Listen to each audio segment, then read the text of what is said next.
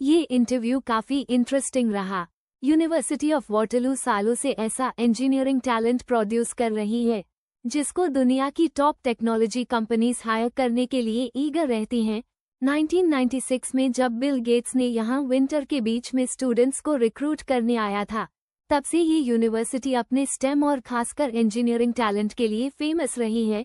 Big tech firms जैसे Microsoft, Google और Amazon आसानी से $100,000 H-1B वीजा फी अफोर्ड कर सकते हैं ताकि कनेडियन स्टूडेंट्स को सिलिकॉन वैली में लाया जा सके, लेकिन ये कॉस्ट बहुत ज्यादा है। कई स्टार्टअप्स के लिए यही रीजन है कि कनेडियन फर्म्स के पास भी मौका है कि वो वाटरलू के टैलेंट को अपने कंपनीज में अट्रैक्ट कर सके। जब ये world class talent Canadian startups के पास अवेलेबल होगा तो वेंचर कैपिटल रेस करने और कंपनीज स्केल करने में उन्हें मदद मिलेगी। ये बेनिफिट सिर्फ कंपनीज के लिए ही नहीं बल्कि पूरे कनेडियन इकोनॉमी के लिए अच्छा साबित होगा। वाटरलू के ग्रेजुएट्स में से हर साल लगभग 1 in 10 स्टूडेंट्स अपने करियर के लिए कंट्री छोड़कर बाहर जाते हैं। ज्यादातर केसेस में यूएस में स्टूडेंट्स को इंटर्नशिप्स या फर्स्ट जॉब यूएस में मिलती है, लेकिन अब कई लोग सोच रहे हैं कि क्या उन्हें वहां जाना चाहिए। कुछ रीसेंट ग्रेड्स अपने करियर पाथ को लेकर अनसर्टेनिटी फील कर रहे हैं। स्टूडेंट्स सिर्फ वीजा फीस ही नहीं सोचते बल्कि पॉलिटिकल सिचुएशन और एकेडमिक फ्रीडम के इश्यूज भी उनके डिसीजंस को अफेक्ट करते हैं। यूएस में रीसेंट पॉलिसीज और एडमिनिस्ट्रेशन के अप्रोच ने कुछ स्टूडेंट्स को हेजिटेंट बना दिया है। अब कई लोग ऑल्टरनेटिव ऑप्शंस एक्सप्लोर कर रहे हैं और कनाडा उनके लिए एक स्ट्रॉन्ग ऑप्शन बनता जा रहा है। हाई H-1B वीजा फी की वजह से फ्रेश ग्रेजुएट्स यूएस में इजी मूव नहीं कर सकते। $100,000 अपफ्रंट कॉस्ट और वीजा रिस्ट्रिक्शंस नए ग्रेजुएट्स के लिए बहुत चैलेंजिंग हैं। इसी वजह से अब कनेडियन कंपनीज के लिए टैलेंट अट्रैक्ट करना और रिटेन करना बड़ा अपॉर्चुनिटी बन गया है। यूएस में एकेडमिक फ्रीडम पर पॉलिटिकल इंटरफेरेंस और यूनिवर्सिटीज में रिसर्च टैलेंट के पोचिंग कंसर्न्स भी स्टूडेंट्स के डिसीजन को इन्फ्लुएंस कर रहे हैं। जब वर्ल्ड क्लास टैलेंट के पास कनाडा में अपॉर्चुनिटीज होंगी तो वो नेचुरली वहां माइग्रेट करना कंसिडर करेंगे। प्राइम मिनिस्टर मार्क कार्नी ने भी कहा है कि ये कनाडा के लिए एक गोल्डन अपॉर्चुनिटी है, लेकिन सवाल ये है कि गवर्नमेंट कैसे इसे प्रैक्टिकल पॉलिसी में बदलने वाली है। H-1B वीजा चेंजेस और यूएस पॉलिसीज की वजह से कनाडा को एडवांटेज लेना चाहिए। कनाडा में टैलेंटेड स्टूडेंट्स और ग्रेजुएट्स के लिए स्ट्रॉन्ग इंसेंटिव्स क्रिएट करना चाहिए। कनेडियन फर्म्स और स्टार्टअप्स के लिए ये बहुत इंपॉर्टेंट है कि वो ग्लोबली कम्पिटिटिव टैलेंट अट्रैक्ट करें। ग्लोबल टेक्नोलॉजी सेक्टर बहुत फास्ट ग्रो कर रहा है और अगर कनाडा टॉप टैलेंट रिटेन कर सकता है तो लॉन्ग टर्म इकोनॉमिक ग्रोथ और इनोवेशन में बड़ा कंट्रीब्यूशन होगा। वाटरलू के ग्रेजुएट्स को सिर्फ करियर अपॉर्चुनिटीज ही नहीं चाहिए बल्कि वो ऐसे एनवायरनमेंट की भी तलाश में हैं जहां उन्हें सेफ्टी, एकेडमिक फ्रीडम और करियर ग्रोथ मिल सके। यूएस की करंट सिचुएशन और पॉलिसीज उन्हें हेजिटेंट बना रही हैं। यही पॉइंट कनाडा के पॉलिसी मेकर्स के लिए सिग्नल है कि उन्हें अट्रैक्टिव पॉलिसीज और पाथवेज बनानी चाहिए ताकि टैलेंट यहां आए। अगर हम स्टार्टअप्स और स्मॉल टेक कंपनीज की पर्सपेक्टिव देखें तो यूएस में कॉस्ट इतनी हाई है कि वो टॉप कनेडियन टैलेंट को हायर नहीं कर सकते। ये गैप कनाडा फिल कर सकता है। स्मॉल एंड मीडियम एंटरप्राइजेस को ग्लोबली कम्पिटिटिव टैलेंट चाहिए और ये अपॉर्चुनिटी उन्हें कनाडा में मिल सकती है। कनाडा को फोकस करना चाहिए कि कैसे वो स्टेम और इंजीनियरिंग ग्रेजुएट्स को अट्रैक्ट करे। सिर्फ मनी ही फैक्टर नहीं है बल्कि quality of life, research opportunities और लॉन्ग टर्म करियर ग्रोथ भी महत्वपूर्ण है। जब टैलेंटेड स्टूडेंट्स और ग्रेजुएट्स को ये इंसेंटिव्स मिलेंगे तो वो नेचुरली कनाडा में सेटल करना कंसिडर करेंगे। ग्लोबल कॉन्टेक्स्ट को भी ध्यान में रखना चाहिए। यूएस की H-1B पॉलिसीज, पॉलिटिकल इंस्टेबिलिटी और एकेडमिक फ्रीडम इश्यूज के कारण टैलेंट इंटरनेशनल माइग्रेशन ऑप्शंस देख रहा है।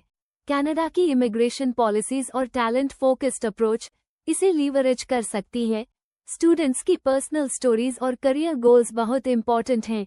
इंटर्नशिप एक्सपीरियंसेस जैसे कि अमेज़न, माइक्रोसॉफ्ट या गूगल में हुए एक्सपीरियंस से उन्हें एक्सपोजर मिलता है, लेकिन पॉलिटिकल अनसर्टेनिटी और वीजा कॉस्ट की वजह से वो फाइनल डिसीजन रिकंसिडर करते हैं। कनाडा में अपॉर्चुनिटीज उन्हें कॉन्फिडेंट चॉइस प्रोवाइड कर सकती हैं। कनाडा के लिए ये अपॉर्चुनिटी सिर्फ टैलेंट अट्रैक्ट करने तक सीमित नहीं है। लॉन्ग टर्म पर्सपेक्टिव में innovation ecosystem, venture capital investment और स्टार्टअप ग्रोथ को भी ये इन्फ्लुएंस कर सकता है। जब टॉप टैलेंट कनाडा में अवेलेबल होगा तो डोमेस्टिक कंपनीज ग्लोबली कम्पिटिटिव बन सकती हैं। वाटरलू के ग्रेजुएट्स में से कई लोग यूएस जाना चाहते हैं, लेकिन अब वो ऑल्टरनेटिव कंट्रीज एक्सप्लोर कर रहे हैं। कनाडा उन कंट्रीज में टॉप चॉइस बन सकता है। पॉलिसी मेकर्स और इंडस्ट्री लीडर्स को इस ट्रेंड को समझना होगा और प्रैक्टिकल स्ट्रैटेजीज इम्प्लीमेंट करनी होगी। कनाडा के लिए सबसे इम्पोर्टेंट फैक्टर ये है कि वो ग्लोबली कम्पिटिटिव टैलेंट को अट्रैक्ट करे और रिटेन करे। टैलेंट माइग्रेशन ट्रेंड्स, यूएस की रिस्ट्रिक्टिव पॉलिसीज और हाई H-1B कॉस्ट्स को देखकर ये क्लियर है कि कनाडा में अपॉर्चुनिटी है। एजुकेशन और रिसर्च इंस्टीट्यूशंस के साथ कोलैबोरेशन भी इस स्ट्रैटेजी का हिस्सा होना चाहिए। यूनिवर्सिटीज और इंडस्ट्री के बीच स्ट्रॉन्ग पार्टनरशिप बनानी चाहिए ताकि स्टूडेंट्स को रियल वर्ल्ड एक्सपोजर मिले और वो कनाडा में करियर ग्रोथ कंसिडर करें। कनाडा में स्टेम ग्रेजुएट्स के लिए attractive visa pathways, startup support, research grants और फंडिंग अपॉर्चुनिटीज क्रिएट करनी चाहिए। जब ये सिस्टम इफेक्टिवली इम्प्लीमेंट होगा तो top talent naturally Canada migrate करेगा। इंटरनेशनल माइग्रेशन और टैलेंट रिटेंशन स्ट्रैटेजीज पर फोकस करना बहुत जरूरी है। ग्लोबल कंपटीशन बहुत हाई है और अगर कनाडा इफेक्टिवली पोजीशन करेगा तो ये लॉन्ग टर्म इकोनॉमिक ग्रोथ और इनोवेशन में बड़ा रोल प्ले कर सकता है। वाटरलू जैसी यूनिवर्सिटीज का टैलेंट पाइपलाइन स्ट्रेटेजिकली यूज करना कनाडा के लिए गेम चेंजर हो सकता है। टैलेंट को अट्रैक्ट करने से सिर्फ इकोनॉमिक ग्रोथ ही नहीं बल्कि रिसर्च, टेक्नोलॉजी इनोवेशन और ग्लोबल रेप्यूटेशन भी एनहांस होगी। कनाडा में टेक्नोलॉजी इकोसिस्टम के लिए टॉप टैलेंट अट्रैक्ट करना सिर्फ बिजनेस एडवांटेज नहीं है। Research, AI, quantum computing, biotech और सॉफ्टवेयर डेवलपमेंट जैसे सेक्टर्स में ग्रोथ के लिए स्किल्ड वर्कफोर्स एसेंशियल है। अगर कनाडा इस गैप को फिल कर सकता है तो वो ग्लोबल टेक्नोलॉजी हब बन सकता है। गवर्नमेंट और प्राइवेट सेक्टर को साथ मिलकर पॉलिसीज डिजाइन करनी चाहिए। Scholarships, research funding, startup incubators और मेंटरशिप प्रोग्राम्स, ये सब मैकेनिज्म्स टॉप टैलेंट को अट्रैक्ट और रिटेन करने में मदद करेंगे। यूएस में स्टूडेंट्स और ग्रेजुएट्स अब सिर्फ फाइनेंशियल कॉस्ट ही नहीं देख रहे बल्कि फ्यूचर अनसर्टेनिटी और पॉलिटिकल इंस्टेबिलिटी भी कंसिडर कर रहे हैं। ये फैक्टर कनाडा के लिए कम्पिटिटिव एडवांटेज बन सकता है। स्टूडेंट्स सेफ और स्टेबल एनवायरनमेंट चाहते हैं, एकेडमिक फ्रीडम चाहते हैं और लॉन्ग टर्म करियर ग्रोथ चाहते हैं। टैलेंट माइग्रेशन ग्लोबल ट्रेंड है। कंट्रीज compete करती हैं टॉप स्टेम ग्रेजुएट्स और स्किल्ड वर्कफोर्स के लिए। कनाडा ने हिस्टोरिकली टैलेंटेड स्टूडेंट्स अट्रैक्ट किया है, लेकिन अब यूएस की पॉलिसीज और वीजा रेस्ट्रिक्शंस के कारण कनाडा के पास एक यूनिक अपॉर्चुनिटी है। एंटरप्रेन्योरशिप और स्टार्टअप इकोसिस्टम पर भी इसका असर है। Small and medium Canadian tech companies को ग्लोबली कम्पिटिटिव टैलेंट की जरूरत है। अगर ये टैलेंट कनाडा में अवेलेबल होगा तो स्टार्टअप्स फास्ट स्केल कर सकेंगे, वेंचर कैपिटल अट्रैक्ट कर सकेंगे और ग्लोबल मार्केट्स में compete कर सकेंगे। वाटरलू और अन्य टॉप यूनिवर्सिटीज का talent pipeline strategic national resource है। गवर्नमेंट को इसे लॉन्ग टर्म विजन के साथ लीवरेज करना चाहिए। इमिग्रेशन पॉलिसीज, वर्क परमिट्स और रिसर्च ग्रांट्स को अलाइन करना चाहिए ताकि टॉप टैलेंट कनाडा माइग्रेट करना प्रेफर करे। कनाडा के लिए ये सिर्फ टैलेंट इंपोर्ट करने का मामला नहीं है, ये long term economic competitiveness, innovation ecosystem और ग्लोबल टेक्नोलॉजी लीडरशिप से जुड़ा हुआ है। जब टॉप इंजीनियर्स और स्टेम ग्रेजुएट्स कनाडा में सेटल करेंगे तो वो नॉलेज इकोनॉमी में कंट्रीब्यूशन देंगे। स्टूडेंट पर्सपेक्टिव्स बहुत क्लियर हैं। Internships, job offers and international exposure उन्हें अपॉर्चुनिटीज एक्सप्लोर करने के लिए मोटिवेट करते हैं, लेकिन पॉलिटिकल अनसर्टेनिटी, वीजा कॉस्ट और एकेडमिक फ्रीडम इश्यूज उन्हें हेजिटेंट बनाते हैं। कनाडा इन गैप्स को फिल कर सकता है। इंटरनेशनल स्टूडेंट्स को अट्रैक्ट करने के लिए कनाडा को स्ट्रक्चर्ड पाथवेज डिजाइन करने चाहिए। Post graduation work permits, startup visas, research fellowships और easy immigration processes top talent को सिक्योर करने में मदद करेंगे। टैलेंट माइग्रेशन के अलावा कनाडा के लिए ये अपॉर्चुनिटी कल्चरल डाइवर्सिटी और ग्लोबल पर्सपेक्टिव स्ट्रेंथन करने में भी है। इंटरनेशनल ग्रेजुएट्स कनेडियन सोसाइटी में न्यू आइडियाज और इनोवेटिव सॉल्यूशंस लाएंगे। वाटरलू जैसी यूनिवर्सिटीज के अलमनाई नेटवर्क और इंडस्ट्री कनेक्शंस भी इम्पोर्टेंट हैं। ये नेटवर्क टॉप टैलेंट के लिए मेंटरशिप, कोलैबोरेशंस और करियर अपॉर्चुनिटीज प्रोवाइड करता है। कनाडा इस इकोसिस्टम को एनहांस कर सकता है।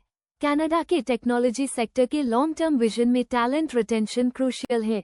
टैलेंट सिर्फ अट्रैक्ट करना ही नहीं, बल्कि उसे लॉन्ग टर्म रिटेन करना भी जरूरी है। कंपेटिटिव सैलरीज, रिसर्च अपॉर्चुनिटीज और सपोर्टिव इकोसिस्टम ये इंश्योर करेंगे।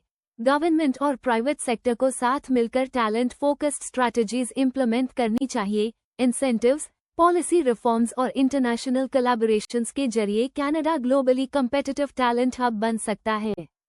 वाटरलू ग्रेजुएट्स और अदर टॉप स्टेम स्टूडेंट्स को अट्रैक्ट करना सिर्फ कनेडियन इकोनॉमी के लिए ही नहीं, बल्कि इनोवेशन, रिसर्च और टेक्नोलॉजी लीडरशिप के लिए भी इम्पोर्टेंट है। लॉन्ग टर्म पर्सपेक्टिव में ये कनाडा के ग्लोबल पोजीशनिंग को एनहांस करेगा। यूएस की रिस्ट्रिक्टिव वीजा पॉलिसीज और हाई H-1B कॉस्ट्स की वजह से कनाडा एक अट्रैक्टिव ऑल्टरनेटिव बन सकता है। टैलेंट माइग्रेशन के ग्लोबल ट्रेंड को देखकर ये क्लियर है कि कनाडा को स्ट्रैटेजिक एडवांटेज मिल रहा है। कनाडा में रिसर्च इंस्टीट्यूशंस, यूनिवर्सिटीज और स्टार्टअप्स को साथ मिलकर इकोसिस्टम स्ट्रेंथन करना चाहिए। टैलेंटेड ग्रेजुएट्स के लिए मेंटरशिप, फंडिंग और करियर ग्रोथ पाथवेज प्रोवाइड करने चाहिए। स्टूडेंट्स की पर्सनल एक्सपीरियंसेस और करियर गोल्स को समझना भी इम्पोर्टेंट है।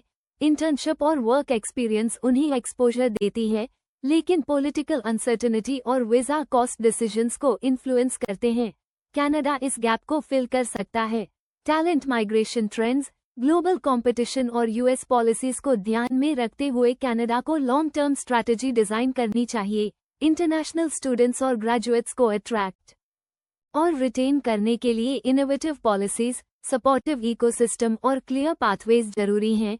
कनाडा में स्टेम ग्रेजुएट्स और इंजीनियर्स के लिए structured post graduation opportunities, research grants, startup support और मेंटरशिप प्रोग्राम्स टॉप टैलेंट को अट्रैक्ट करने में की रोल प्ले करेंगे। International talent retention, innovation ecosystem और इकोनॉमिक कम्पिटिटिवनेस के लिए ये स्ट्रैटेजी क्रिटिकल है। कनाडा अगर इफेक्टिवली इम्प्लीमेंट करता है तो वो ग्लोबल टेक्नोलॉजी हब और इनोवेशन लीडर बन सकता है।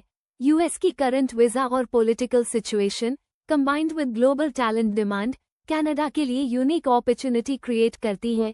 टैलेंटेड स्टूडेंट्स अब ऑल्टरनेटिव पाथवेज एक्सप्लोर कर रहे हैं और कनाडा टॉप चॉइस बन सकता है। कनाडा के पॉलिसी मेकर्स और इंडस्ट्री लीडर्स को इस ट्रेंड को समझना चाहिए और इफेक्टिव स्ट्रैटेजीज इंप्लीमेंट करनी चाहिए। टैलेंट अट्रैक्ट और रिटेन करने के लिए इंसेंटिव्स, रिसर्च अपॉर्चुनिटीज और मेंटरशिप प्रोग्राम्स एसेंशियल हैं। Long term economic growth, innovation leadership और ग्लोबल कम्पिटिटिवनेस के लिए कनाडा को ग्लोबली टैलेंटेड ग्रेजुएट्स अट्रैक्ट करना और रिटेन करना चाहिए। वाटरलू जैसी यूनिवर्सिटीज के ग्रेजुएट्स इसके लिए गोल्डन अपॉर्चुनिटी हैं।